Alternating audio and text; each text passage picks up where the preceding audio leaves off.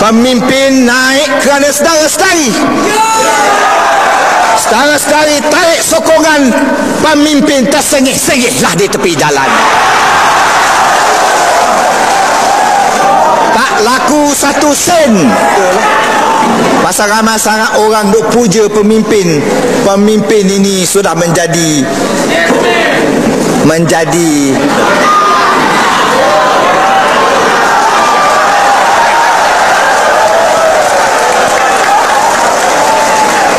elang terbang di kayangan.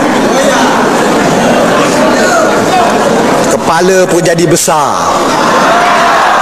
Pakai songkok pun tak boleh lagi.